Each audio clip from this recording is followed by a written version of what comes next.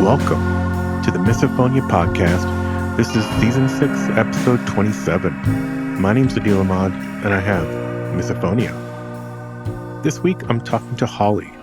Holli came to my attention when YouTube's algorithm recommended a video she posted about 5 years ago about misophonia. And I was just really impressed with how openly she talked about not just the mechanics of what happens, but all the effects on her life and the people around her. And this just wasn't something that I was used to hearing 5 years ago. I'll post a link in the show notes, but I'm so happy that she agreed to come on here so we can talk more about what she's been up to. We ended up talking about diagnoses for anxiety, ADHD, medication, growing up in small apartments, the impact of miso on her family, other family members that have it, dating, traveling, and the quietude of caves, how she enjoys ASMR, various earplugs, her live streaming activities, and so much more in this hour. I also want to make sure I shout out her online presence. You can find her at WindyVenture everywhere, and I'll have links to that in the show notes as well.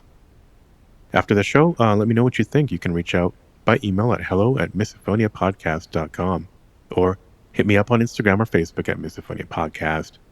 And please, as always, leave a quick review or rating wherever you listen to this show. It helps us drive up in the algorithms. Thanks for the incredible ongoing support of our Patreon supporters, which has been helping a lot in getting accurate transcripts up for everyone to read. You can read all about the various levels at patreon.com/Misophonia Podcast. All right, now here's my conversation with Holli. Holli, welcome to the podcast. It's great to have you here. Thank you so much for having me. Great. So I will have kind of mentioned how I discovered you in the little preamble, but do you want to just maybe share a little bit about what kind of stuff you do? Roughly where in the world are you? Could be as vague as you want. Sure. So I am,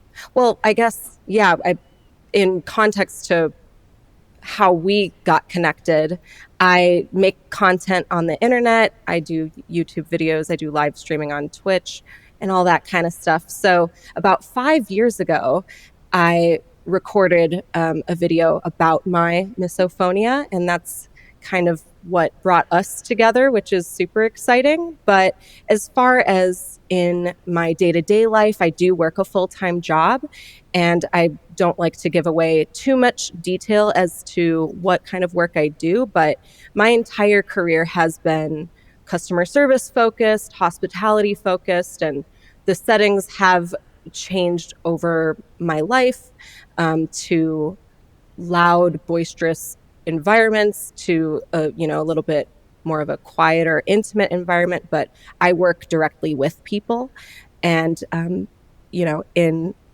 the lens of misophonia, it definitely creates some challenges. Yeah, so it sounds like you worked at a bunch of variety at a number of different jobs in a kind of variety of milieus, or is the current job relatively new? Yeah. So as so many people, I'm sure, are aware, COVID happened. Mm-hmm. Quarantining definitely gave people an opportunity to switch careers, try new things, move. And I did a lot of that. It was kind of a weird timing when we locked down and quarantined. I got stuck back in my home state, which I wasn't intending on doing, but eventually I did relocate. I'm on the East Coast now, and that also included trying out a new or relatively a different environment. So now I am in more of an office setting. I do work with a small group of coworkers, and I do handle client relations and things like that. Mm-hmm. So it is not as, active as it used to be, coming from different hospitality environments, restaurants specifically, things of that nature. But that is what I'm up to these days. And I guess maybe we can talk about kind of how is the miso situation in this relatively new job. Yeah, so it's been interesting because I recorded that original video 5 years ago, and I actually watched it back this morning, kind of in a preparation of our conversation today, and I haven't watched it it's been years and years and years. So it was so interesting to see how life has changed and how my attitudes have changed and how a lot of it hasn't changed. But generally speaking, it is something that I still deal with on a daily basis. And I think the biggest shift that I've noticed is just general awareness has obviously exploded because of people like you. So thank you for what you're doing. So people are definitely more understanding.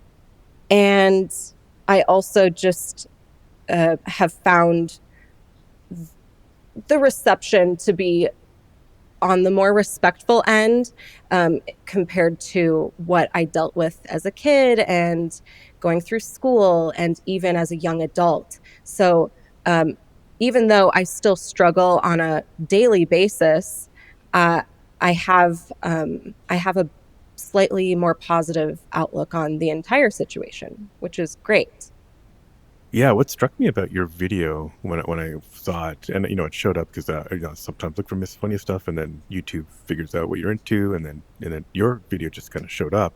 What struck me was like it was like 5 years ago, and like yeah, I mean, you people knew the term, but it was talked about usually in a very like here's the definition, or it would be like on social media people would be ranting, but your video was just a lot more thoughtful than I was, than people were than how people were talking about it back then.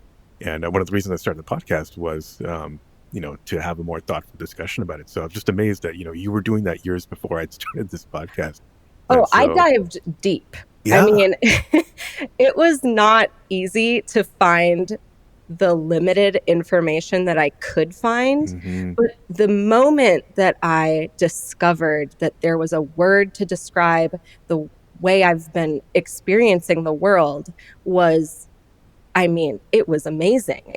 I was so excited that I had to dive in and figure out what it all meant. And again, the information was pretty limited, but what I could find that seemed reputable, I did share in that video. No, yeah, you synthesized it really well, but you also add kind of your personal your thoughts and stories, which Yeah. I feel like there needs to be more of. So was that around the time that you discovered that it had a name? Was that a That was reaction when to I that? discovered. Yeah. Ah, Yeah. okay, Shortly thereafter right. is when the video came about, but it was it was just so crazy how, I mean, it's amazing to sit here 5 years later and now there are huge studies going Hmm. on. And I got to participate in one through Duke University here in North Carolina, which I didn't actually live in the state when I did the study. But for those for people out there listening, they are doing certain remote studies. So I actually took part in a remote study, but now that I'm actually in North Carolina, I'm considering driving out and doing some more. But it's amazing how, yeah, it's a lot has changed in 5 years, and I'm very grateful to that. Yeah, the Duke Senate Great. I actually happen to be on the board of a nonprofit advocacy group called SoQuiet.org, and Zach is the other board member. Oh So my it's a gosh, small world. Um, amazing. Well, uh, the misophonia world is a small world, but hmm. it's growing. Yeah, yeah, yeah. Well, I guess maybe let's go back then to excited to hear about kind of early years. When did you start to notice that you were, noticing these sounds and it was causing problems? I don't remember the exact age. I just know that it was young. Um, kind of as long as I can remember is the best way I can describe Hmm. it. And it was with my dad chewing, which obviously is a very common trigger for people, is Classic. mouth Yeah. noises, chewing. So that's where it started. And then, throughout my years going to school and things, I would start to notice other noises, but yeah, it's been there for a long time. Gotcha. And was there was there anything unusual going on at home around that time? It was probably like when, a lot of us kind of 8 years old, give or take a few years. Right. It's hard to say for certain. I'm not sure if there really was a direct link to things going on, but I moved a lot. And Mm-hmm. I do know moving affected me and made me who I am today. And that's the only thing I can really think is just the fact of not necessarily feeling at home or settled in a place because we moved around quite a bit. Mm-hmm. And whether or not it's connected, I'm not sure. As an adult, I have, and since that video, actually, I have been diagnosed with anxiety and ADHD as Mm-hmm. well. Mm-hmm. So, in my personal takeaway on how it could have happened, it does seem to me to be more of a symptom of of other neurological developments, particularly the ADHD. Yeah, I mean, there's definitely a lot of comorbid conditions, and those are two common ones. OCD being another one as well. Um, and did you get? Oh, you said you got diagnosed with those recently. Yeah, not even a year ago. But were they always kind of like with you? Do you Yes, remember? Yeah. absolutely. Mm-hmm. Um, and again, it's like you go through life and you're a kid and you don't necessarily know that your experiences are unique necessarily Mm-hmm. or diagnosable. So I did go a long time without having these words available to me. But the most general definition of misophonia would be the sound sensitivity. Mm-hmm. Um, and that is something I relate to wholeheartedly. And it's been there. It's been there for a very long time. And again, I think ADHD is just one of those things that is also being understood on a completely new level, especially for women, because, girls and women do experience those symptoms differently Yeah. for the vast majority. And it's been very interesting to piece all of this together. But having those sensitivities, honestly, I'm lucky. It goes both ways for me. Certain sounds are great Yeah. Yeah. for Yeah. me too. That's not uncommon that there are. Yeah. Like, well, I guess it's. Happy triggers. Yeah, yeah. I won't say a lot of people talk about it, but it has come up where people have identified sounds that give them like, yeah, the opposite of pain. It's Yeah. yeah, very, very, very positive. And there actually is some research looking into potentially having, like instead of like pumping white noise in, maybe Hmm. um when when your noise canceling headphone hears a trigger, replacing that sound or covering it up with something more pleasurable to kind of try to mask it that way. Yeah. So there are people looking in that direction, but no, I it's did interesting to buy hear. a noise machine, Hmm. which is nice. Yeah, yeah, one of those like room white noise machines. It's a very expensive alarm clock, is what it Yeah, is. But right, right. And so do you use that not just for sleep, like just is that always on in your house or it or is your not. yeah. I do enjoy peace and quiet and just stillness. Um, but there usually is always something that makes a noise. And of course, you and I might notice more than the average person. But right now, I can hear my kitten's water fountain, and that Mm, doesn't always bother me, but every once in a while, it really bothers me. I also can hear my fridge running. uh-huh. So, there's always a little bit of just, there's Modern always a life. hum going on somewhere in some way. Yeah. I'd love to experience one of those sensory deprivation tanks one day, but I haven't. Um, caves are very quiet, but I Ah, do appreciate silence. right, right. It's hard to get. Have you been to many caves or anechoic chamber kind of I environments? love caves. Yeah. Yeah. It's definitely part of what brought me out east, but unfortunately I getting guess it's no settled in a secret that new. you have Mhm. traveled quite a bit. So, Yeah, no, it's no secret. I definitely like caving. I would love to do it more, but I have been lucky to go into a few caves in a few places. And depending on how deep you go, I mean, that Right. is a misophonia person's dream, which I'm actually just realizing as we're talking about it. I've never thought of it that way. Yeah. No, I have never thought about it that way. I've never thought about like actually spending time in a cave other than, for on a tourist trip or something. Yeah. But I guess it's quiet, but is there, is echoing a lot? Like if there is a sound, does it just kind of keep going for years? Not like in the movies, Yeah, no. yeah, yeah. Not Gotcha. not quite. Gotcha. Okay, well, no, it's interesting. I'll have to put caves on my 2023 Go into travel some list. caves, yeah. Right. So I like to jump around. So going back again to kind of those early years, like, how did if your dad was your first trigger, how did you react, and what was your family's reaction? I'm curious. Bad. Hmm. I reacted badly and they didn't know what to do either. Yeah. My general emotion is rage and just sheer anger, frustration. Like sometimes I can even get like a physical, like I can feel it in my teeth, I can feel it in my stomach.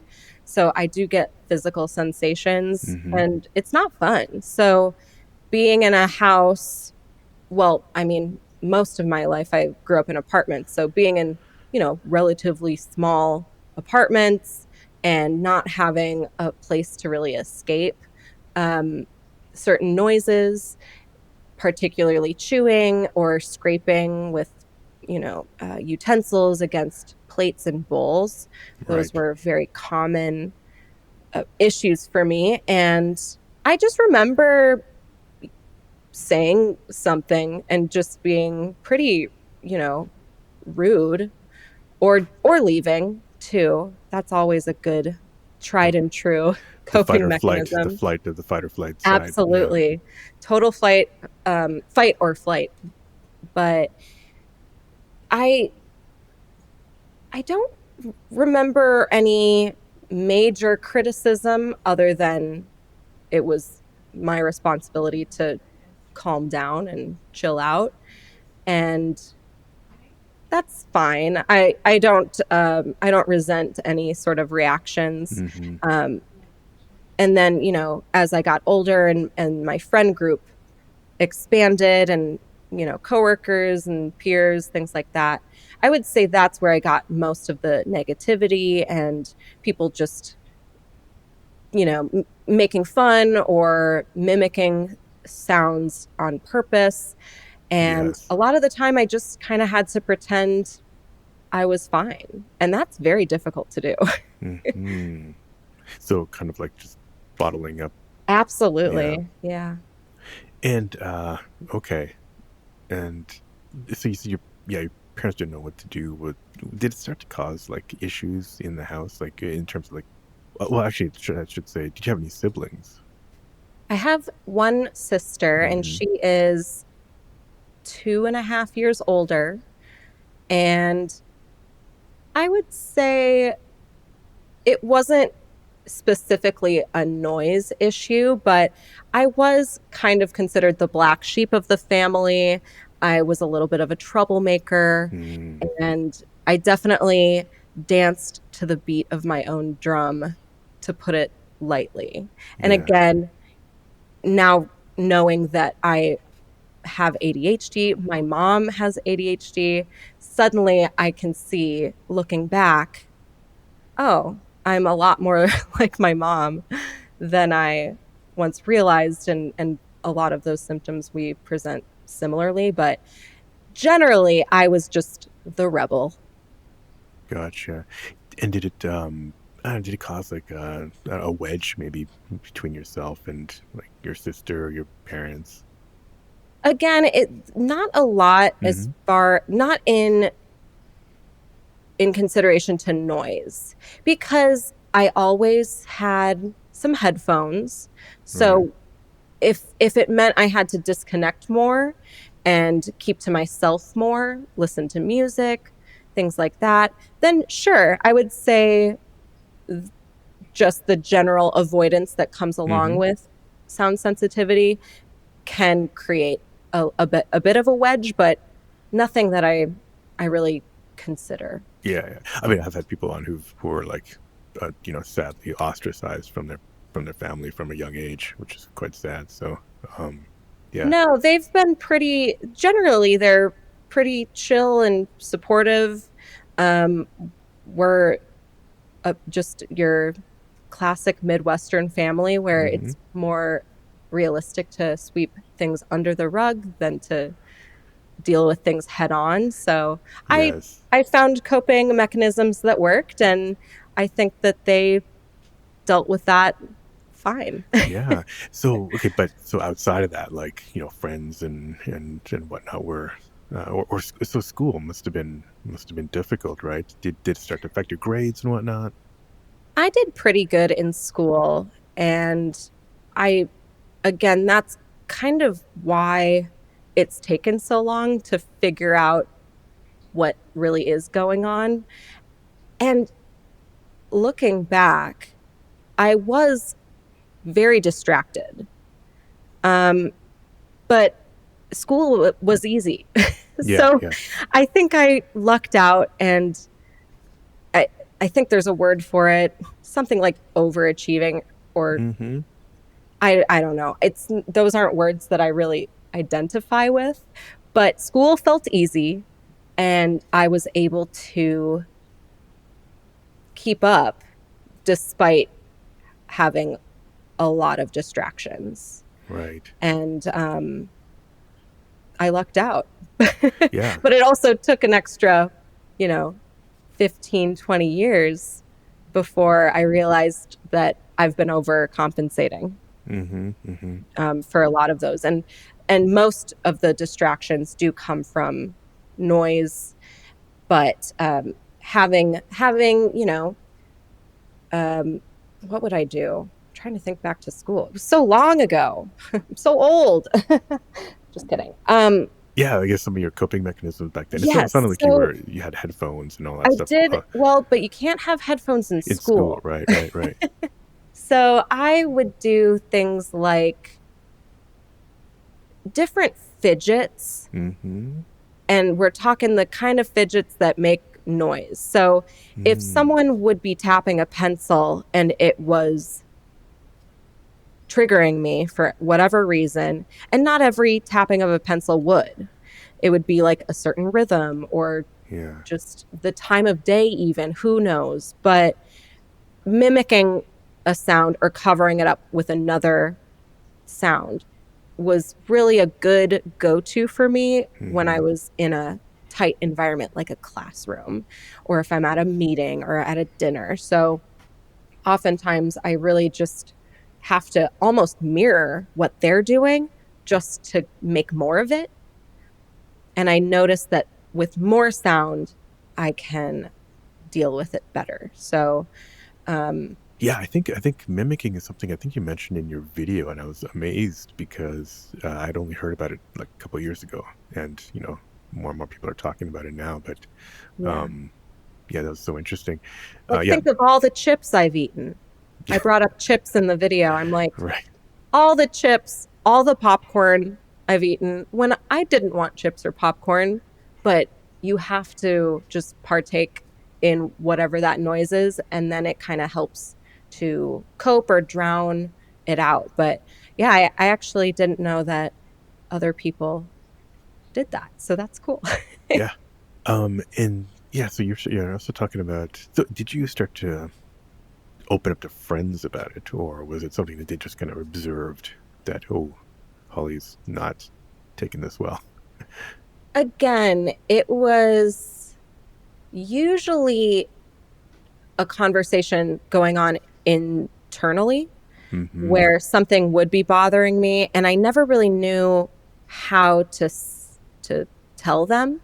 So more often than not, it would I would wait until I was bursting at the seams with frustration to ever say anything, which at that point the delivery is not great. So I do remember being mocked by friends. Um, and then obviously, the closer you get with a person, you might bring it up more.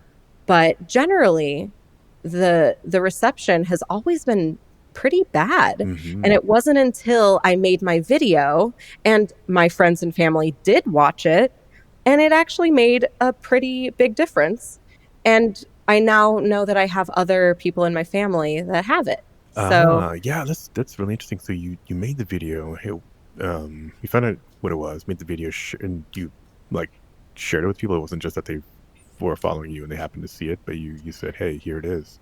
yeah. Yeah. Well, my family's nosy, so I have a hard time, keeping things to myself. I'm pretty much an open book, Mm-hmm. but it was a vulnerable place to put myself in, and it Mm-hmm. was new. And I'm grateful that I did it. I also was living in Hawaii, so I think maybe if I had been closer to my core friends and family, perhaps I wouldn't have made the video. But Mm-hmm. having that distance did make me more comfortable to just be truthful. And I'm so glad I did, because obviously it got a lot of views. It still gets it still gets Right. commented on regularly, and just the feedback is 98% very, very positive. And I do so appreciate that. And clearly it started up the conversation throughout my family members, where I now realize that my grandma had it. And Mm. my whole childhood, it was like, oh, spit out your gum. We're going to go see grandma. And that was just such a regular Oh, thing. Yeah. And her reaction was so similar to mine anytime we would make a noise that was, whatever it was. But interesting. it's amazing how it started. I told my story, then we linked it over to my grandma, who had passed already, but Mm. she was so known for this personality trait of being sensitive to sounds, and wasn't quiet about it. And it was just this quirky thing that grandma did. And then we were able to link that was the same thing. I believe I have an aunt who has now come out as having it, and my nephew, who was just recently diagnosed with autism, he also has it. And now we have something to bond about Yeah, when we're avoiding dinner. that's interesting. So when you were going through it growing up, did no one make that link to grandma? Do you remember? Or it wasn't until the No, video? Yeah, interesting. Okay. I know. It's so funny how long it took Mm-hmm. before we ever thought about grandma. That's the power of YouTube, I guess. YouTube just changes It minds like that. was, it definitely was a really positive experience, for sure. I do feel the need to mention the negative comments that I Yes. Oh, I got. was going to ask. Yeah. Right. Yeah. Cause that was, I mean, Not from family, I hope. But no, but it's amazing how naive I was. And obviously it was new. It was really exciting. I just wanted to speak my truth, and I'm glad I did. But looking back and getting comments, I did not realize just how many sounds are in that video that could oh, be so upsetting to people. And that's probably something that you've learned to deal with in your own way, I'm sure. But we're not easy, like our kind. yeah, yeah. We can get really passionate and mean sometimes. So I want to respect those people who obviously couldn't watch my video, but So I people were I getting didn't know any better. people were getting triggered by sounds in your video. Yeah. Ah, okay, okay. I thought people were Yeah. just kind of like thinking, this is not real, or just kind of like reacting to. No. Yeah. And that's the thing, is the response that I got was overwhelmingly so positive, from people who have it and experience it, and from people who know someone and are close to someone who has it and is experiencing it. But little did I ever realize what kind of lengths that you would need to take to really make content that is Mm. misophonia friendly. Yeah, there's some passionate people. I mean, so what I do for this podcast is I carefully edit out anything like heavy breathing or lip smacking and stuff. I catch probably most of it, but Thank God. there are Thank people you. who no, of course, it gives me a chance to like listen back and take notes. Yeah. But there are still people who either don't understand that, or they still get triggered by something, or they don't like my voice, or they might not like a guest's voice. So there's Right. always something. But the interesting thing is like on YouTube, I mean, those commenters, they should know they can just mute and read the transcript. Right. Yeah, it is interesting. And it was my first time interacting with people that Mm, were like me. So it's it's refreshing in a way. It's also taxing to get to be on the receiving end of those right. critiques. But again, I every person who did not like my voice or the cat purring. I know there was like a cat purring at one Oh point, yeah.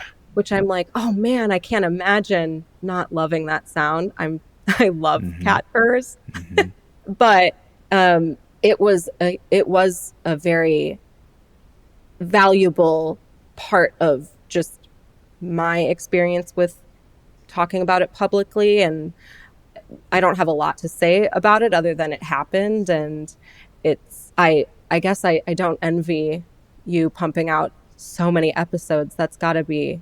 Do you get triggered while you're editing? I I don't know. I don't. Because I I do. Yeah. No. I don't. I don't. It's not common because I think I'm just so caught up in like the content. So like I'm like, Right. oh, people are gonna love this. Yeah, it's just like, and I feel like I'm doing it. And I know how it's making a big impact for a lot of listeners. So I think I just go with the positivity of it. But yeah, there are some. There's I think there's been some people where, I mean, so obviously there's always some background noise, but there are some people where there's been like a lot of like they'll have the dangling mics and it'll be Yeah. rubbing on something. So I'll try to find a good time to get them to maybe change that, but I still feel kind of Yeah. awkward saying, "Hey, could you get a different mic?" Because people don't have that. Yeah. Let me So just go run to right, Best Buy really quick. right, but Interesting. Well, I'm pretty active on the live streaming space as well, and that's kind of where my focus has mm, been ever since quarantining and all of that stuff. Things have definitely settled down. I don't move around and travel as often as I was, but it's been a whole new set of experiences getting into live streaming for that kind of similar reason as like I'll be hanging out in someone's stream, and if their mic crackles or pops or there's like any sort of audio issue, I'm mm-hmm. out of there. And it's unfortunate because I could really like the person and I want to be supportive, but if they have a certain laugh or a speech pattern Yeah, or audio issues, I just can't. So it's interesting as a content creator and a live streamer that I also am guilty of not always having a perfect audio setup that's not going to promote a safe environment for people like us. And I would love to do that and get to that place, but it's it's impossible, really. You can't please everybody, no, and you can't. Yeah. certain triggering sounds are surprising to me, how different they can be from person to person. So it's it's an uphill battle, but it is interesting how I guess the dynamic online can be affected by misophonia. Yeah. And since that video, have you made any other content related to misophonia or tried to talk about it publicly again? I meant to, and Mm, I want to, but for whatever reason, I just haven't. Um, it might be it might be for the reason of not wanting to do a bad job. mm, I'm nervous of, again, like triggering people who are coming for a positive reason and then they leave upset. There might be a little bit of anxiety with that. It is something I like to talk about on my stream, and if Oh, If I okay. am ever snacking or doing something, I usually have like a warning moment, or ask people to mute and come back, or I wouldn't do snacking. In fact, I probably am done snacking, but I have snacked in the past, and I'm like, Right. actually, this is a terrible idea. I don't want to Yeah. do this. But it is a good conversation starter. It's a conversation I'm happy to have at any point that it comes up. And I mean that on both ends, whether I'm on camera streaming or if I'm in someone else's stream. Like, I really like ASMR. Most of ASMR is very pleasant and relaxing for me, but Hmm. um, teaching, if someone's live streaming ASMR and they decide they want to do something relating to chewing and food, which is shocking how many people do. But I usually will shoot them a message and say, hey, having like a trigger warning before food, giving people a chance to mute or leave, is always helpful. So I'm trying to, make a difference, and I'm excited to share your podcast. And Mm-hmm. if I do continue to work with Duke's study, um, I would probably be more motivated to share my experiences, but I've so far only done one study with them. So, Right. What was that study, just out of curiosity? so I did a remote study because I was not living in the state at the time, Mm-hmm. and I, oh, what was it? It was a phone interview. It lasted 4 hours, and it was finding connections between mental illness and misophonia symptoms. So it sounded like they were just taking in a lot of data to see if there are specific life experiences or other symptoms or other, um, or any mental illness that could be connected. Right. Um, and before my ADHD diagnosis, I was softly convinced. I don't know if that's the only Mm-hmm. way I can Mm-hmm. think to put it, but I was softly convinced that I was bipolar. Mm. And it was, when I was sharing these experiences and, my symptoms, it seemed like, I don't know if it was just me projecting, but it almost felt like the woman interviewing me was l- like specifically looking for bipolar symptoms. Um, no idea, but it was very interesting. It was very taxing. Mm-hmm. Because 4 hours of like Wow. intense mental questioning Yeah. um, was a lot. But anything to help the cause, I'm like, Yeah, that's interesting because I've had several people who've come on and share that they have had bipolar um, mm-hmm, diagnoses, and so and it can definitely, misophonia can kind of. I mean, I don't want to like butcher the definition of bipolar, but it's definitely like you're like Jekyll and Hyde or Incredible Hulk. It's like you go in and out, and it's just like wow, it's very extreme low. I don't know how high you get, but it's like very yeah. extreme low Well, to normal. And then who knows when you come back to normal? A lot of us like will think about the sound for days. yeah, no, I don't envy them. I I since realized that my ADHD symptoms, when they're really bad, they present like a mild bipolar. Hmm. So it's been interesting, and also seeing how the ADHD and autism communities seem to have like a very close link as well. But yeah, for whatever reason, I don't know if I was approved for the study because I did have all of these bipolar symptoms, um, or how that relates. But I'm excited to fast forward 5, 10 years from now. Just think of what they're going to find from these studies. I mean, it might not even be 5 years. I guess you would know. You've got an in. That's true. I could I could phone a friend and find out. Yeah. But But I know they do very careful work. Yeah, I'm not sure. I mean, there's a lot of studies and research going on because there's been there's a Misophonia research fund that just Hmm. started a couple of years ago. So I can't even keep up with a lot of the research that's going on, and which study is what. So that's kind of exciting. It Um, is. so it sounds like, yeah. So in terms of family members, like like Christmas, Thanksgiving must be nice because at least you have people who you can kind of like relate to and maybe work on strategies with around the meal To time or be whatever it is. to be honest, no, we've never talked about it. I've Okay, never talked about it really at Thanksgiving. In fact, Thanksgiving is my least favorite it's a holiday. nightmare. I Okay, yeah, wonder if you can guess why. yeah. So I actually skipped Thanksgiving this year. I'm Ah, like, I'll see you at Christmas. I don't care.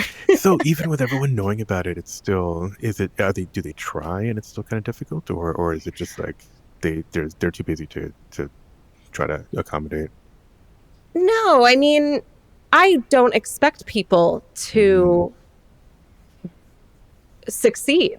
yeah, yeah, yeah. And people can definitely make an effort. Hmm. And I think a lot of the people in my life do, whether it's family members, friends, coworkers.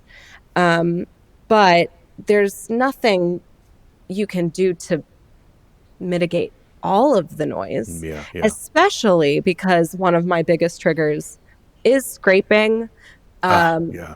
silverware against plates. And that is kind of unavoidable. I mean, I've got plasticware at my house. So if I have people over, I give them my lame plastic That's plate. translucent, different colors, And that and helps. yeah, Yeah, it definitely helps. But no, it's not yeah. Those sounds go through rooms. It's hard to and floors. yeah. You can't get I away from mean, that. I can hear nail clipping from a mile away. Mm, Clipping nails, I don't know what it is, but it travels through yep. walls. Wow. Yeah. Well, I Like, guess high frequency.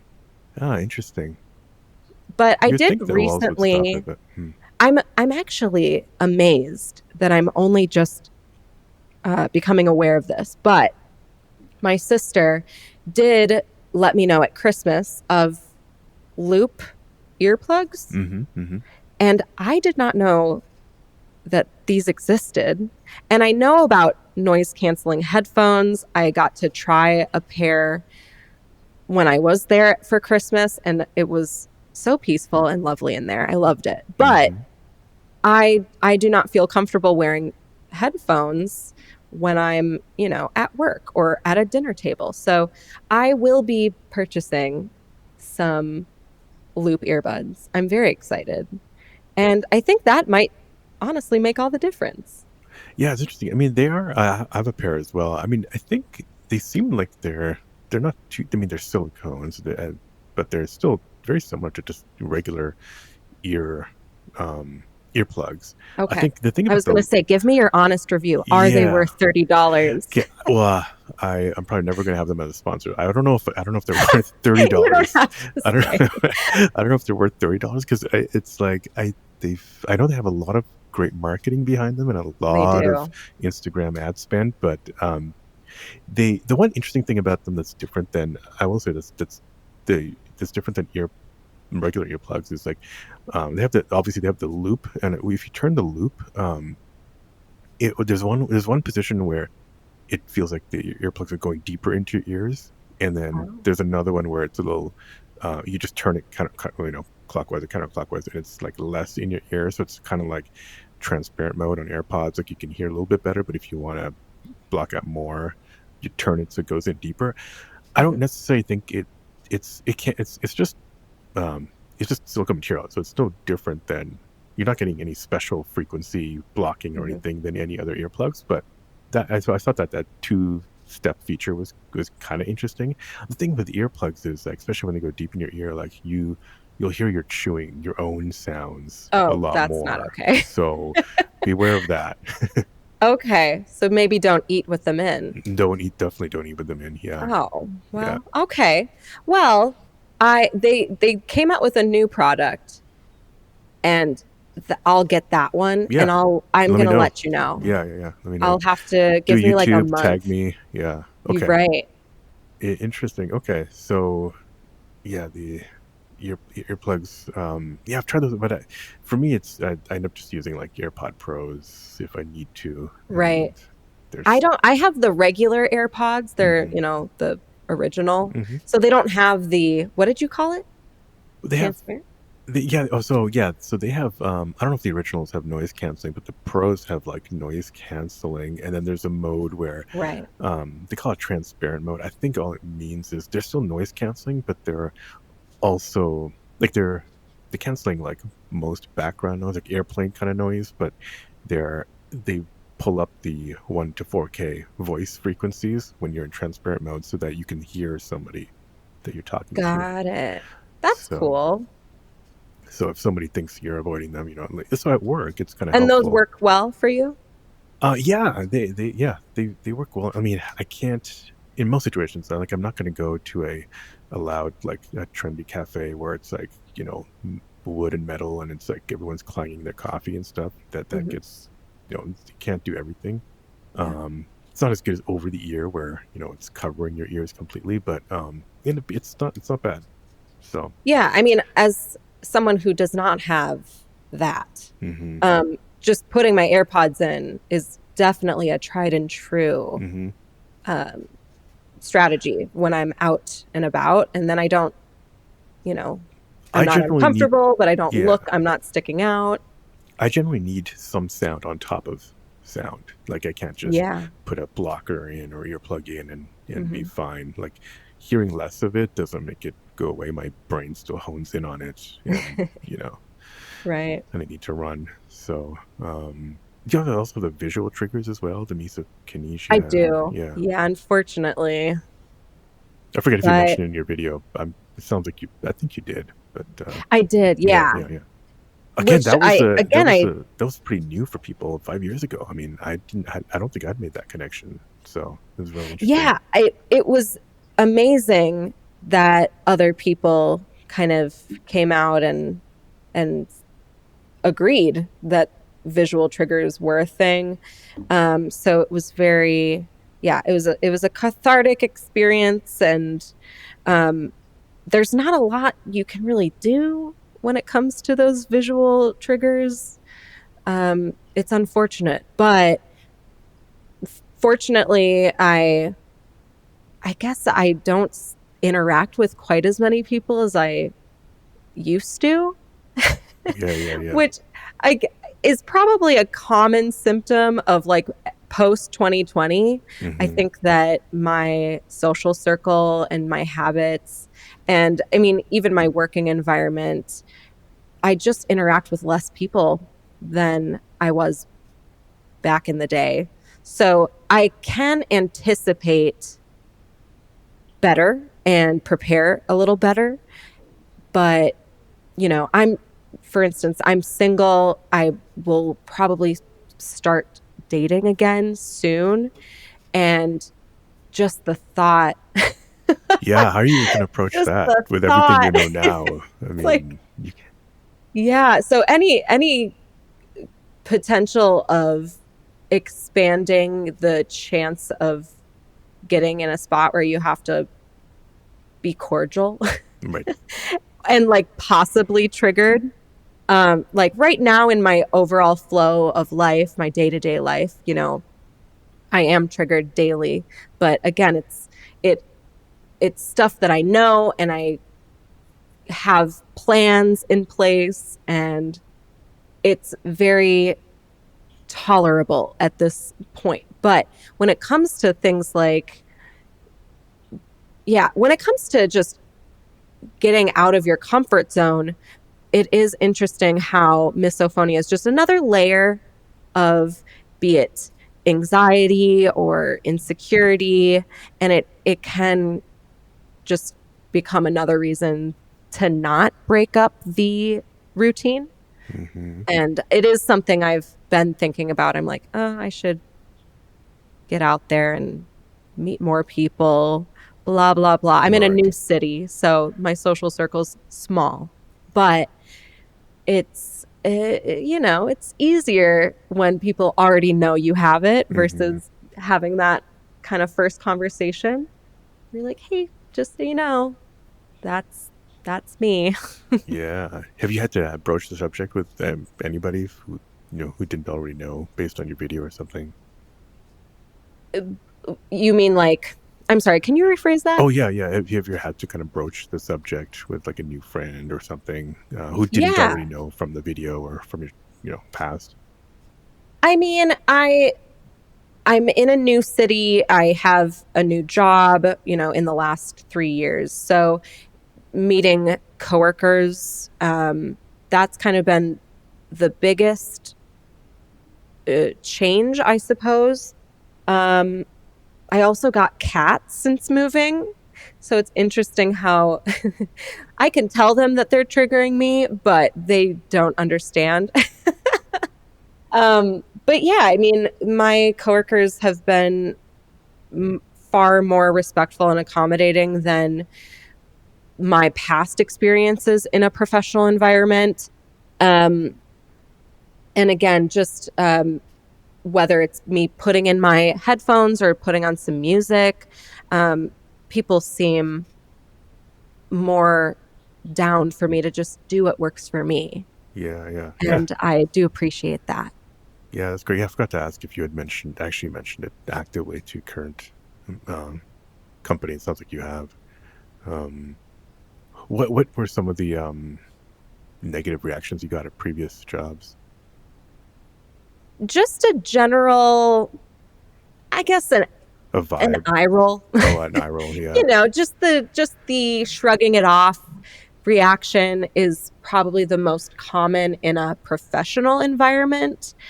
Um, but I also just kind of do my own thing, I mm-hmm, just mm-hmm. have to, you get into a place where it's isolating and you have to deal with it on your own. So I think just from the way that it was as a kid, where, you might want to say something, you don't. And then when you do say something, it isn't received gently or in a positive light. I mean, how could it be? It's Right. a hard conversation. It's a hard issue to deal with. But um, I I do my best to deal with it individually, just internally. But I'm glad that in recent years I have seen a general shift in people just accepting other people's quirks, if Neurodiverse you want stuff. to call it Yeah, a quirk. yeah, yeah, yeah. Yeah, I guess we're getting close to an hour here. We'll start to wind it down soon, but I'm curious. Yeah, I guess recently, any other kind of like coping methods? So you've got the white noise machine. You obviously use your headphones. I'm curious if you've tried to see maybe a therapist specifically about misophonia. No, I Hmm. have not seen a therapist. They are a little hard to come by Oh, these absolutely. days, and they're expensive.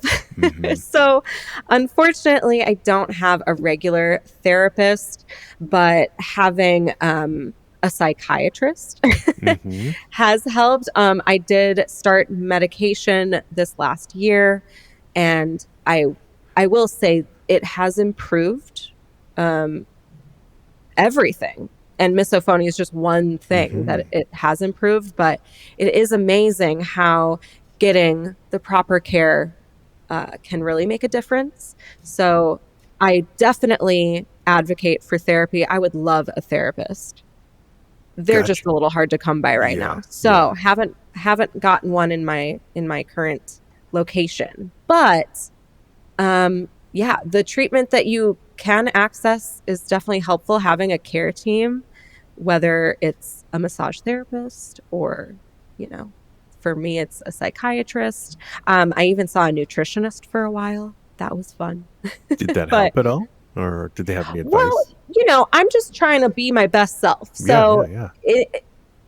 yes, I think, in the under the umbrella of misophonia and how it affects me, I can easily tell you that diet and exercise and water, all of the Sleep. basic Yeah. things that they say, the the building blocks of a happy, healthy life, they absolutely make a difference. So if I were to offer advice out to someone who in a similar position, I can't afford a therapist, I can't find a therapist.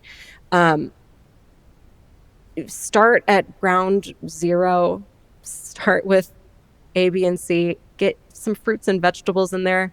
I know it's like advice that everyone says, and it's kind of annoying because we oftentimes need a lot more than that, but it is a great place to start. And if I'm eating really well and getting good quality sleep, I have my coping strategies and my symptoms do completely improve. They don't go away, they never go away, but everything is so much better if I am respecting my body and my needs and taking care of myself first. So Yeah, no, you're kind of like, if you're not doing those basic things, you're kind of like handicapping yourself, or yes, you're just more prone to stuff. And you're right. Yeah, if you just, I mean, if you get sleep, lower stress, like that will, at least you will still notice the sounds, but you'll get back to equilibrium a lot faster, I think. exactly. Yeah. So yeah, that's interesting.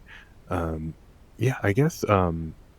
Yeah, well, any other thoughts you might want to have for folks as we're hopefully we'll hear more from you in the future on your channels. But yeah, anything else you kind of want to share with people as we Yeah, wind I up? mean, I'm definitely excited to continue trying new coping methods. I'm gonna probably buy some of those earbud The loops, things. yeah. Hmm.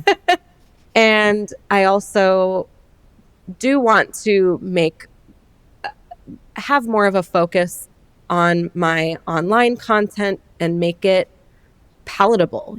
I definitely don't want to trigger myself or anyone else. So I think that as our society and as our social circles have shifted more online, not only does it expand the conversation and make things a little bit more palatable, whether you're the one being triggered or whether you're dealing with someone else who's being triggered. Um, I also just want to promote, nice sounding things for people. Check your mic settings, Right, right. etc. But yeah, I'm just happy that the conversation has expanded. Again, it's like this whole thing started for me 5 years ago, and already this the playing field is different, and I'm very grateful to that.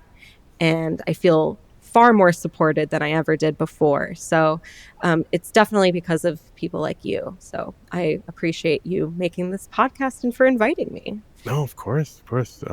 Yeah, well, yeah, Holly, thanks for coming on. And like I said, yeah, it's amazing what you did 5 years ago. How relevant it is still now, and how you knew it was back then because people weren't talking about it in that way. And yeah, we hope to hear more from you in the future. Thank you. Thank you again, Holly. It was great to actually chat about that video and everything else you've got going on. Let's definitely keep in touch. If you like this episode, don't forget to leave a quick review or just hit the 5 stars wherever you listen to this podcast. You can hit me up by email at hello@misophoniapodcast.com or go to the website misophoniapodcast.com. It's even easier just to send a message on Instagram at Misophonia Podcast. Follow there, or on Facebook at Misophonia Podcast. Twitter, we are at Misophonia Show. Support the show by visiting the Patreon, patreon.com/Misophonia Podcast. Music, as always, is by Moby. And until next week, wishing you peace and quiet.